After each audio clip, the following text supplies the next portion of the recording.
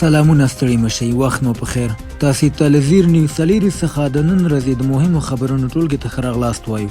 نن چهارشنبه ده د 1404 هجري لمریز کال د زمري 8 چې د 2025 زیږدیز کال د جولای له 13 سره برابره ده. زه عزیر صافی یم او تاسې ته له زیر نیوز څلېرویشت څخه د نړۍ مهم خبرونه وړاندې کوم. په سر کې د مهمو خبرونو سرټکي. د فلسطینیانو تلفات له 8,000 واوښتل. نړیوالې ادارې د قحطۍ له مرګوني حالت خبرداری ورکوي. او زوروره زلزله او سونامي. روسیا، جاپان، امریکا او نورو سیمو کې د سونامي خبرداری ورکړل شوی. د برتانیې پخواني فوټبال ستوري او د یونیسف د خیر ښېګڼې سفیر ډیوډ بیکم د غزې په تړاو تازه څرګندونې کې ویلي چې جګړه باید سم د لاسه ودرول شي. نړیوالې ادارې د قحطۍ له مرګوني حالت خبرداری ورکوي په داسې حال کې چې د فلسطینیانو وژل شویو کسانو شمېر له 8,000 واوښت. د غزې د روغتیا وزارت وایي چې د اسرائیلي یرغل له پیله تر اوسه لږ تر لږه 8,040 فلسطینیان وژل شوي چې زیاتره یې ښځې او ماشومان دي. دا شمېر د سې شنبې په ورځ بشپړ شو او له همدې سره نړیوالو ادارو د یو پراخ بشري ناورین خبرداری ورکړی دی. دغه راز په تازه بریدونو کې چې د سې شنبې سهار پیل شوي 90 تنه وژل شوي او ګڼ نور ټپیان دي چې 33 تنه پکې د بشري مرستو ترلاسه کوونکي ولسي وګړي دي.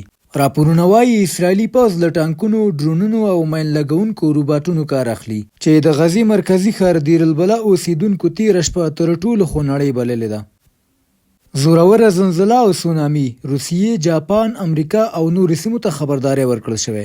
د روسیې د کامچاتکا ټاپو وزمې ختیځ ته د 8.8 درجې زورورې زلزلې له امله د سونامي خبرداری ورکړل شوی دی.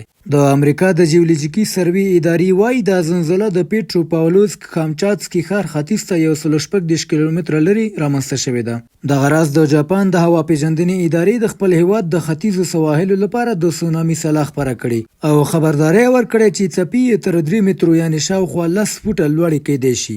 ورته مهال تایوان، فیلیپین، هاوایی، د الاسکا الیوټین ټاپوګان او د امریکا لویدیځ ساحلي سیمې هم د سونامي تر احتمالي خطر لاندې بلل شوي چې اړوندو ادارو ورته مشورتي خبرداری خپاره کړي دي. بریتانیا خبرداری ورکړې که اسرائیل شرطونه پوره نه کړي د فلسطین دولت به په سپټمبر کې په رسمیت وپیژني. د بریتانیا لومړي وزیر کیر سټارمر ویلي که اسرائیل د غزې جګړه ونه دروي، بشري مرستو ته اجازه ورنه کړي او د لویدیځې غاړې د الحاق هڅې ونه دروي، نو بریتانیا به د راتلونکي سپټمبر په میاشت کې د فلسطین دولت په رسمي توګه وپیژني.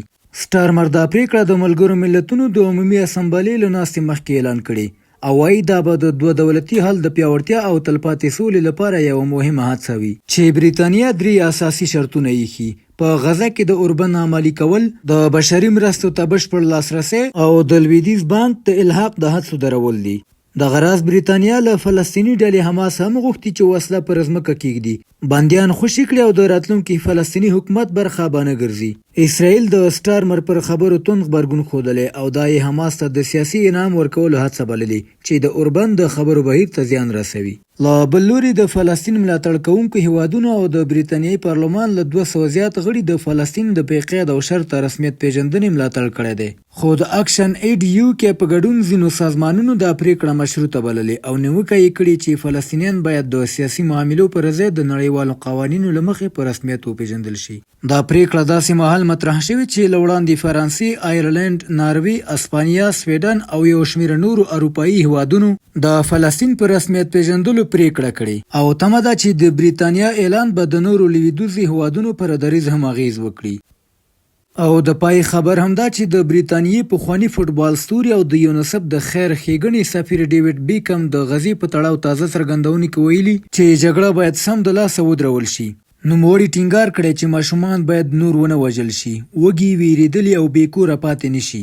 هغه د غزې روان وضعیت یوه انساني فاجعه بللې او له نړیوالې ټولنې یې غوښتي چې نور چوپ پاتې نه شي. بیکم دا څرګندونې د یونیسف لخوا د غزې د ماشومانو پر وضعیت د خپور شوي راپور له مخې کړي.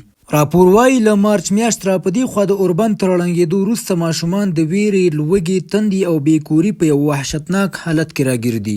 دغه راز په راپور کې ویل شوي چې د غزې تر 80 سلنه پورې د لوږې له امله مړه شوي کسان ماشومان دي او 1 له 3 کسانو یې ورځ خواړه نه دي خوړلي. نوموړي دا حالت د انسانیت پر وړاندې ښکاره برید بللی او ټینګار یې کړی چې ژوند ژغورونکی اقدام باید سمدستي وشي. نړیوال خبرونه همدومره د کورنۍ او سپورټي خبرونو لپاره زموږ پاڼې وڅارئ. په خواله رسنیو فیسبوک، انسټاګرام، ایکس، یوټیوب او ټیک ټاک زموږ خبرونې خوښې او موږ تعقیب کړئ. ادرس یې زیر نیوز 40. تر سباني خبرونې د الله په امان.